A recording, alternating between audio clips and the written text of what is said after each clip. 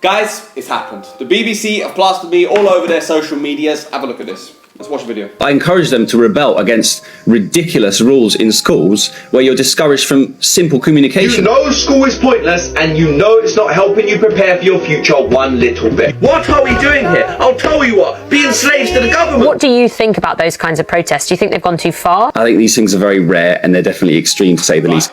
Now, all of us who live our lives with honour, dignity, and ingenuity, unlike whoever works for the BBC, know that this is taken completely out of context to paint a picture of me as someone who is nothing but some sort of lunatic encouraging students to aimlessly rebel at school. Now, thankfully, your time, BBC, is coming to an end, and someone only needs to have a look in your comments to see that people already know that every word that comes out of any of your mouths is pure lies, deceit, and ingenuity. And I was aware that this was the case, which is why I accepted your dumbass, biased, agenda-fueled interview in the first place. But just in case certain people still don't know, I'm going to enlighten. What I was referring to in that particular clip, so the bit they took out, is the fact that students have to ask to go to the toilet, that the toilets are being locked during lesson time, that communication and simple social skills in schools are not being encouraged, and I explained this by saying that when I and Mariana, the interviewer, who I thought on the day was actually not completely like the vultures who pay her salary, but unfortunately ended up proving to be just as bad as them, I explained how when she's at her workplace and when I'm at my workplace and somebody wants to talk or argue or contribute to the activity at hand in any way at all, we don't get kicked out, suspended or expelled, let alone have to ask to go to the toilet. So I said that I believe students should be treated with the same level of respect and have the same basic human rights at their workplace as we do.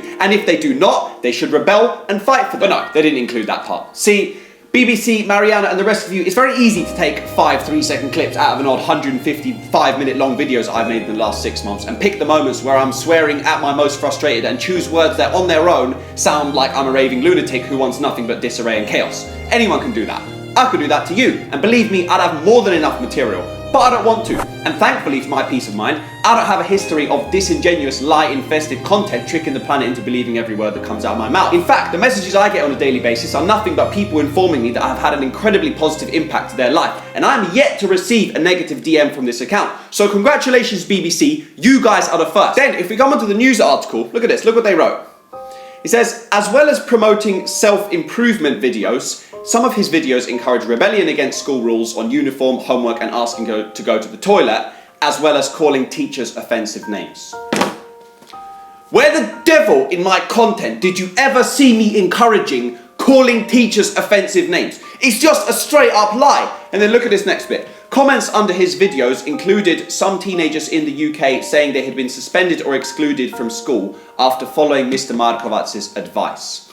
Now, here's what's interesting. Let me just establish, first and foremost, as far as I'm concerned, we live in a free society, a supposed democracy where freedom of speech is encouraged. So, rather than rephrasing a sentence and saying that students got expelled and suspended as a result of taking my advice, to try and make out like I'm the reason their education is going downhill and I encourage nothing but brainlessly getting yourself suspended or expelled, instead of doing that, how about we question the reasons students are being faced with these punishments? That students are getting suspended and expelled for questioning in class why all the adults in their lives are telling them that 99% of what they're being taught in school they'll never use in their life. Or why when girls are on their period, they need to have some sort of red card in front of the whole class to prove that she's on her period, to be escorted to the toilet like a prison inmate. Why students are sitting cross-legged, holding in the need to go to the toilet because apparently they should have done it 2-3 hours ago at break. You didn't put any of those clips in, did you? Now, congratulations on your 56k views in 24 hours. Very impressive, especially in comparison to your recent graphs. I truly hope you got the boost you were searching for. But unfortunately, the people and the public, according to 99% of your comment section, see through the lies and the deceit.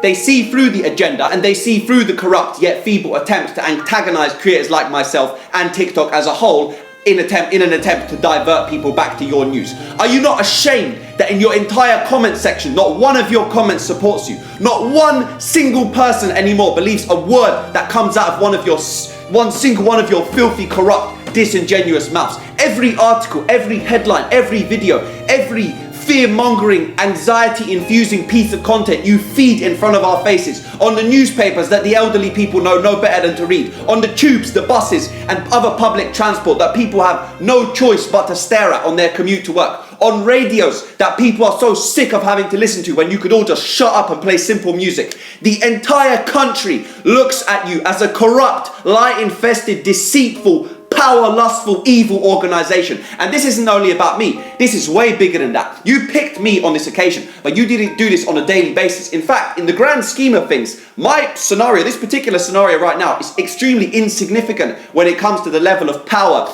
that's associated with the content and news you're putting out and feeding to the nation on a daily basis. But with this, with me, with my message, which is genuine and pure, and with my followers, you've entered a crowd where you've only done yourselves damage and you've done nothing but prove people's already existing, if not confirmed, preconceptions that you're nothing but a filthy, corrupt, lie-packed, deceitful, agenda-motivated, disingenuous media corporation who do nothing but feed lies to people, exploit stressful and anxiety-inducing cinematography methods, and use the power and attention you have and emotion exploitation techniques to monetize the disgusting lives that some of the CEOs and higher-ups of your company lead.